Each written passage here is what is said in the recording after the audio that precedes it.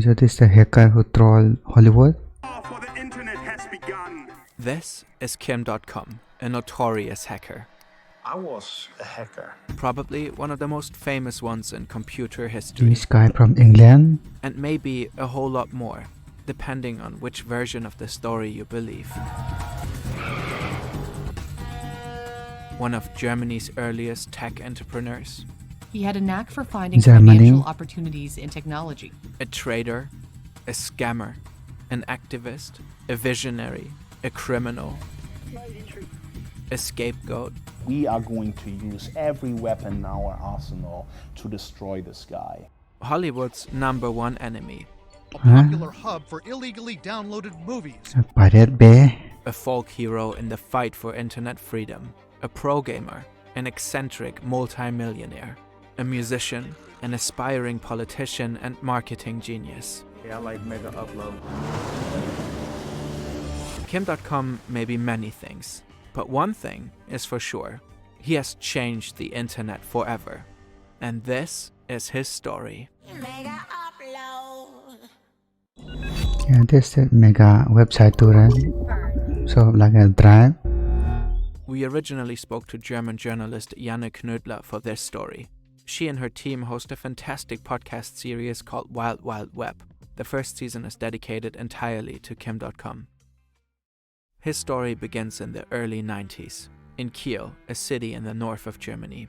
This is long before he launched the infamous file-sharing platform Mega Upload, before he became the most wanted man on the internet. Back then, he was just Kim Schmitz. He will later claim he attended an elite boarding school in a castle, and that he graduated with a special diploma for gifted students at just 17. None of that is true. He actually went to a public high Yeah, no assault under school arrest. for lower secondary Graduate. education and lived in a home for troubled youth. This detail is significant as it highlights a recurring pattern throughout his story. Kim has always tried to portray himself as more than he actually was, as bigger, better, and smarter than his peers. Kim's parents separate when he is young. His father is a violent drunk, so the boy often retreats to the safety of his bedroom. There, he discovers the magic of computers and becomes obsessed. He starts writing his own programs and gets involved in the early days of the internet, before most people even knew what it is. By the early 90s, Kim is running what is essentially a server for trading pirated software. And apparently, he isn't just hosting it. He is eavesdropping on the users, listening in on the emerging hacker scene. The trading platform also earns him his first money. Around the same time, he debuts his now famous alias, Kimbo, an homage to the main character in The Fugitive, who is wrongfully accused of murder and forced to flee from the authorities.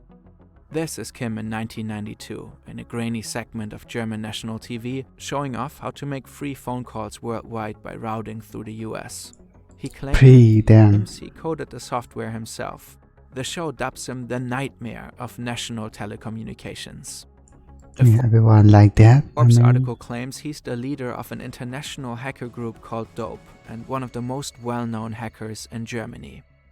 Allegedly, he developed an encrypted, tap-proof mobile phone and sold hundreds of them. Back then, a curious teen like I don't think it would be used for Kim could teach himself good to things then. code and stumble into the center of a global tech saga. Today, understanding how the digital world works is more essential than ever. And you can do it too. You just need the right tools. Brilliant is an interactive learning platform that helps you get a grip on the logic behind code. In the mid-90s, Kim is arrested for his shady dealings involving the software trading server.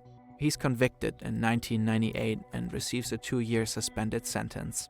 But Kim remains undeterred. He uses his conviction to boost his hacker image. Kimbo, the larger-than-life tech renegade.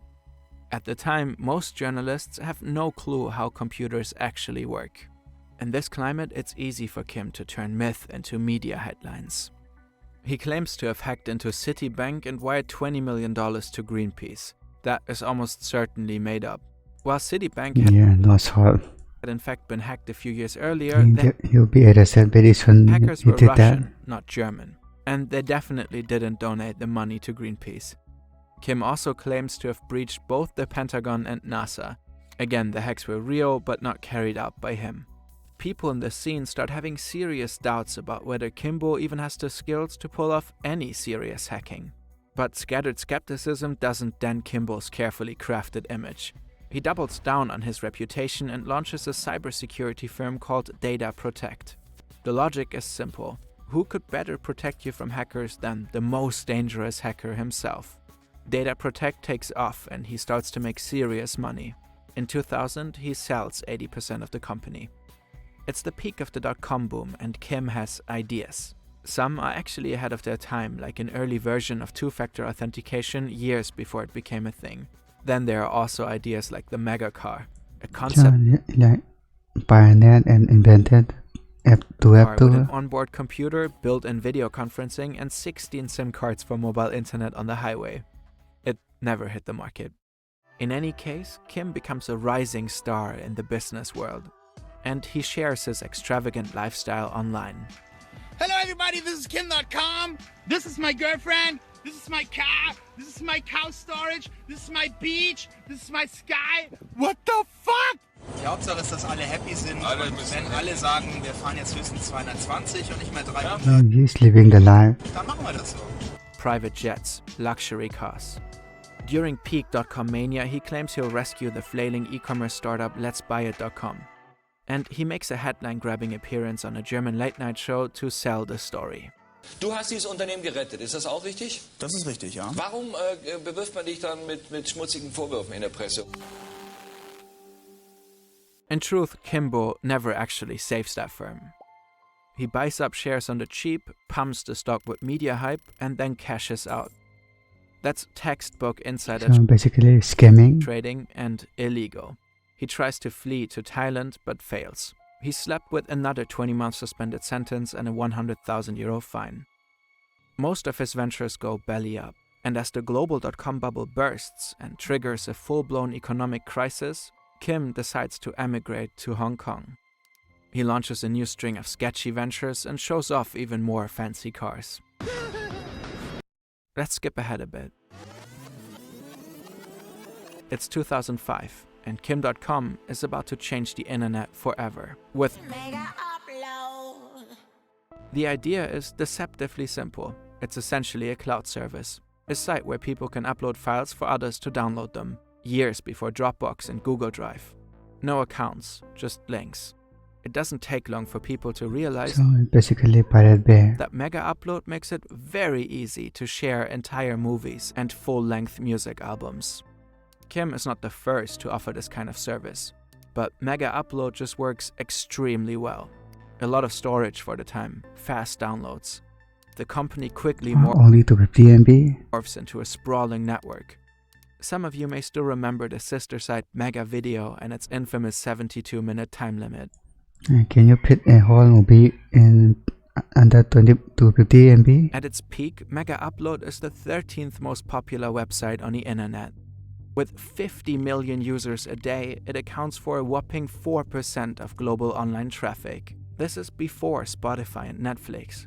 Back then, people would spend a small fortune on DVDs and CDs. Around $20 for Spider-Man 2, $16 for the new Green Day album. And all of a sudden, it's all out there for free. Hollywood and the music industry quickly realized they're missing out on massive chunks of revenue. So in the I don't think so. early 2000s, they declare war on piracy. First, they sue Napster into the ground. A federal court ruled Monday Napster must stop allowing music fans to swap copyrighted material. Then comes the DVD scare ad era.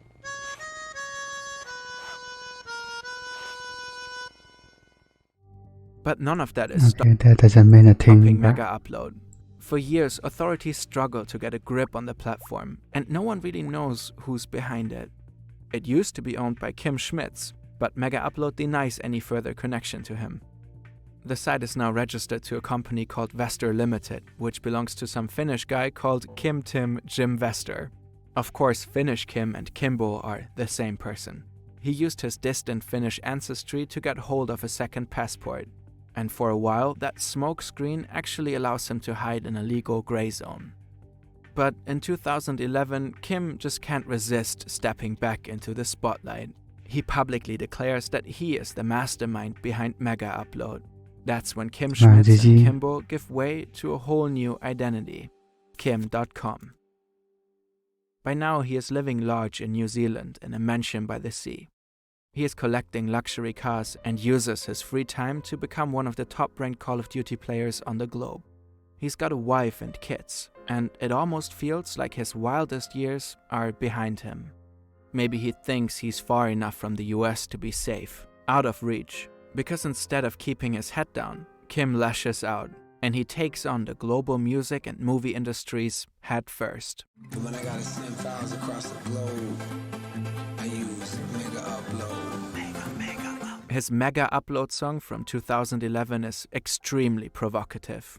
Some of the biggest pop stars of the day appear in the music video, publicly backing a platform that Hollywood sees as the embodiment of internet piracy, So they support it.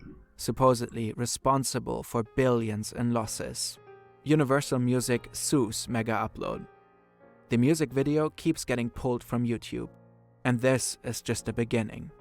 The media start calling Kim.com the movie industry killer. With his mansion, his fleet of cars, and his private chopper, he doesn't look like a tech renegade anymore. He becomes the Dr. No of Hollywood. Clumsy effort, Mr. Bond, you disappoint me.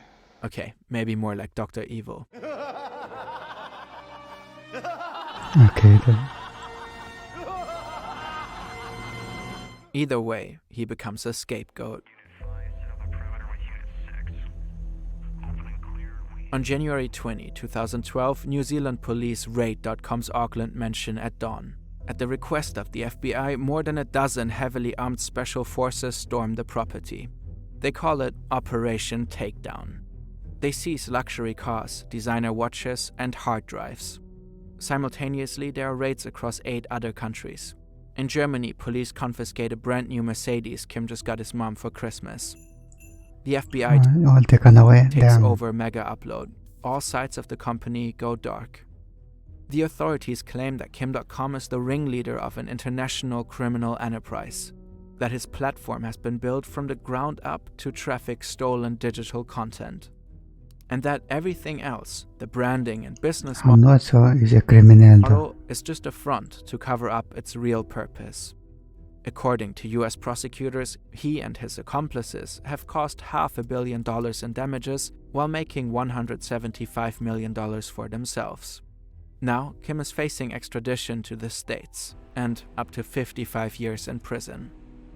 But is that really the whole 55 years for that? story? Okay. Is Kim.com actually a criminal mastermind?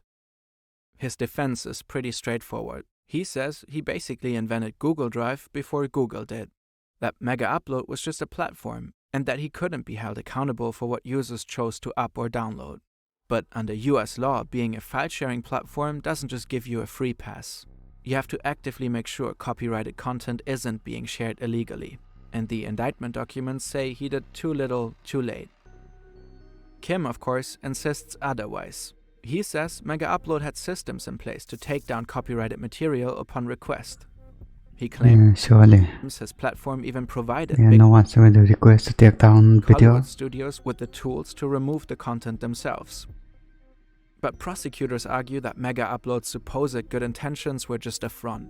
Behind the scenes, they run a rewards program, paying users to upload popular shows and movies. The platform also supposedly dragged its feet on takedown notices, keeping content online longer to rack up more clicks. Janne Knödler and her team have reviewed leaked Mega Upload documents and emails. They suggest Kim and his crew were fully aware of what was going on their platform. Kim insists the whole thing is a massive political conspiracy. He's never been able to provide any proof. But the full-blown international raid and the threat of 50+ years behind bars, that does look like authorities are trying to make a point, turning Kim.com into an example. And there is a political layer to this story. The US film and music industry do in fact have massive lobbying power. For example, the then head lobbyist for Hollywood's biggest trade group MPAA was a close friend of then Vice President Joe Biden. And Biden has a reputation for being tough on online piracy. Over 10 years pass. Kim.com relaunches Mega. He dabbles in New Zealand politics. He gives interviews, hops on creator live streams, and stars in documentaries. His story is turned into a best-selling book, and he's even getting his own biopic. A German public So broadcaster it does not get a prison sentence or is something? producing a 6-part series on Kim.com's rise, fall, and digital rebellion. A gripping, high-energy miniseries about the life of the internet's most audacious outlaw. For a decade, he fought his extradition with all that he's got. Appeal after appeal, hearing after hearing. But in August 2024, New Zealand's Justice Minister signed the order. Kim.com will be extradited to the US. He faces charges of copyright infringement, money laundering, and racketeering. Just months later, in November 24, Kim suffered a serious stroke. He hasn't said much since. Just one post on X saying he's in recovery, asking for patience and prayers. So, who is Kim.com, really? An internet freedom fighter? Or a ruthless criminal? The truth, as always, is messy. He's charismatic, funny, larger than life. A guy who dreamed up ideas long before the tech world turned them into reality. But also a guy who spreads wild conspiracy theories and loves to take credit for things he most likely didn't do. Someone who can read the room, hack the system, and turn it all into a spectacle. Yes, he built He did to get to the a top. platform that made piracy easy. But in a world where the old media giants were losing control, .com was turned into the perfect villain. The poster boy for a digital Wild West they couldn't contain. At the end of the day, Kim.com held up a mirror to an industry that had completely slept through the internet revolution and was desperate to stop the clock from ticking. Okay.